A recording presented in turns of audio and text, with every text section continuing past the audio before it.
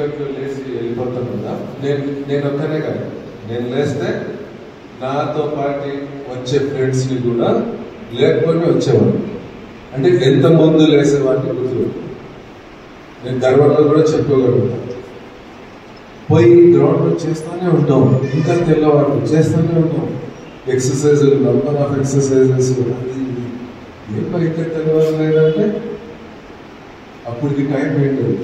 ముస్లిమ్స్ది అజాన్ వస్తుంది, నమాజ్కి ముందు ఇస్తారు కదా, అప్పుడు 4:15 ఎంతో 4:15కి అజాన్ వస్తుంది అంటే మేము ఎంత ముందు వచ్చి గ్రౌండ్లో ఉంటాం. అది వస్తేనే ఇంత టైం అయిందని తెలిసేది. అర్థమవుతుందా?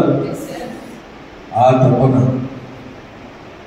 చలికాలంలో వాలీబాల్ ఆడుతూ ఉంటే ఇది సపరేట్ అయిపోయి గోర్ల నుంచి లిఫ్ట్ ఆడతాం కదా, అట్లా ఆడి అలవాటు. అట్లా కష్టాలు, నష్టాలు, బాధలు, నొప్పులు, ఇబ్బందులు అన్నిటినీ మనం ఏం కాదు, ఆ టైంకి నొప్పులు ఉంటాయి, బాధ ఉంటుంది, తట్టుకోవాలి. అది మీకేమీ తెలియదు, ఒక ఎక్స్పీరియన్స్ పర్సన్ మీకు చెప్తే అర్థమవుతుంది. అందుకని ఇట్లా వచ్చి చెప్పడం. చాలా మంది ఇప్పుడు ఫిట్నెస్, పోలీస్ ఫిట్నెస్, రన్నింగ్కే పోయినాం, గుండె కొట్టుకుంటూ ఉంటుంది,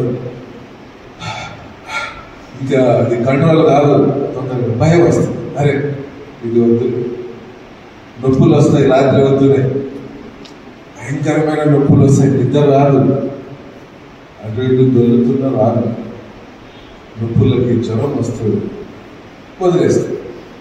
లేకుంటే ఇన్ని వేల మంది రాస్తే,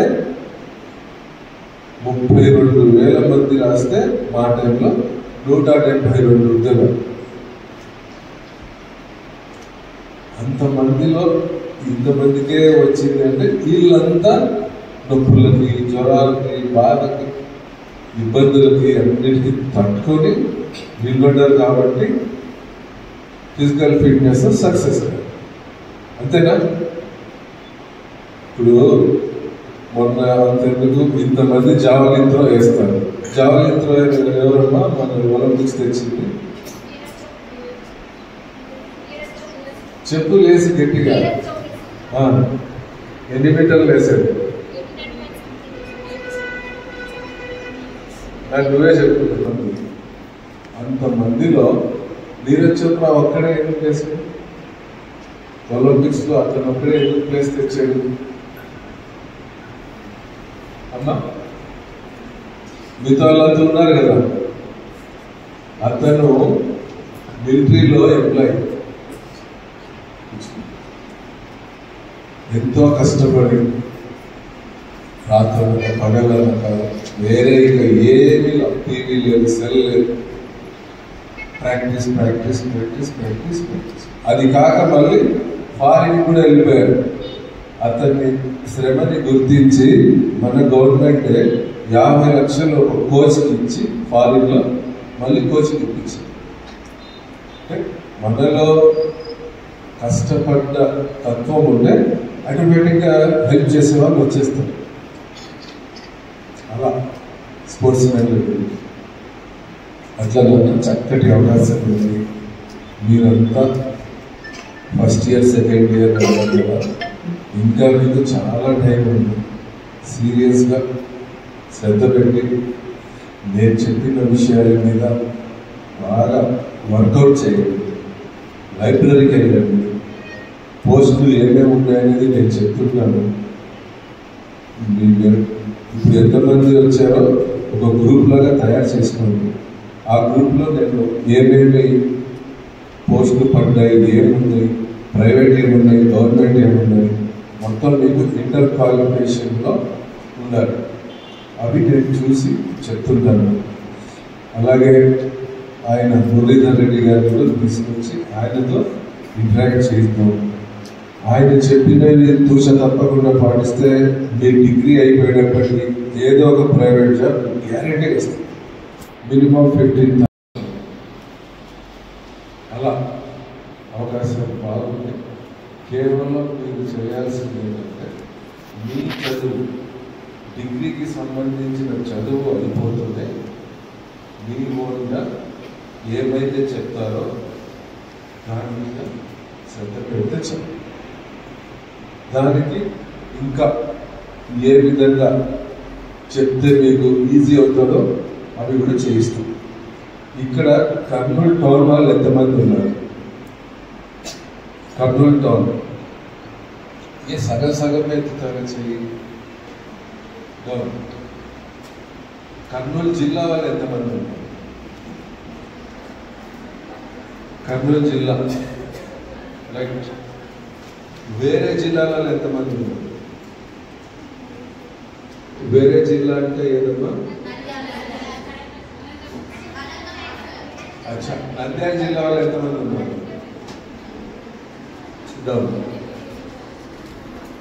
మీరంతా మీ degree first year, second year, third year 3 సంవత్సరాల్లో ఉన్న విద్యార్థులకు చెప్తే మీరు మాత్రం పేర్లు ఇచ్చారు, అంతేనా?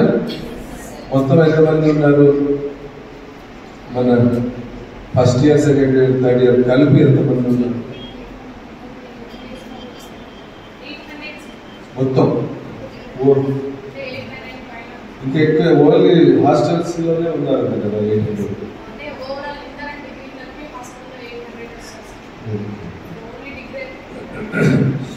మీరంతా నా నంబర్ నోట్ చేస్తున్నారు.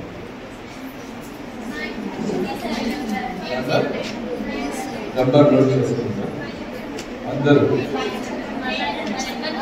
ఇంకా ఎవరు చేసుకోలేదు నోట్ చేస్తాను. 91-825-94-685. నోట్ చేసుకున్నారా? భాష డిఎస్పి స్పెషల్ పోలీస్ కర్నూలు. అందరికి సెల్ ఫోన్ ఉందా? లేదు ఎవరు లేదా? ఇక్కడ కాదు, పర్సనల్ గా అందరికీ ఉంది కదా. లేదు వల్ల ఎందుకని మరి ఎట్లా మాట్లాడతావు?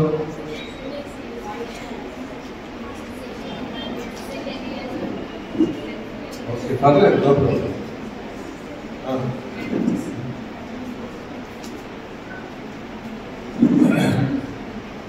దీంట్లో ఇప్పుడు ఎంతమంది అయితే వచ్చారో అంతమంది పేర్లు సపరేట్గా రాసుకొని ఒక గ్రూప్ లాగా తయారు చేసుకోండి. దాంట్లో జాబ్ సంబంధించింది పెడుతుంటాము, అది మీరు ఫాలో అవుతూ ఉంటారు. మధ్య మధ్యలో ఎంతమంది వచ్చి ఇట్లానే 2 వారాలకో 3 వారాలకో ఒక సెషన్ లాగా పెట్టడం, దాని మీద డిస్కస్ చేయండి. ఇప్పుడు మీకు ఏమైతే జాబ్ సంబంధించి పెడతామో మీకు కొన్ని డౌట్స్ వచ్చింది, ఆ డౌట్స్ నోట్ చేసుకుంటారు, డిస్కస్ చేస్తారు. అప్పుడు మీకు క్లారిటీ ఉంటుంది. ఏదైనా కూడా బాగా అర్థమయ్యి కమాండ్ వస్తుంది. ఏదైనా అది లేకే చాలామంది 3 ఏళ్ళైనా కూడా డిగ్రీ పట్టుకొని ఇంటికి వెళ్తున్నారు. అది రావాలంటే జాబ్ సంబంధించిన అవేర్నెస్ ముఖ్యం. దాన్ని మంచి చెడు, దాని రిలేటెడ్ కోర్సెస్ ఏం చేయాలి, నాలెడ్జ్ ఏం పెంచుకోవాలి. ఇప్పుడు బీకామ్ ఉంది, బీకామ్లో ఏమేం బాగా మనం వండబట్టుకోవాలి, వాటి మీద మీ ఫోకస్ ఎక్కువ అవుతుంది. దాని మీద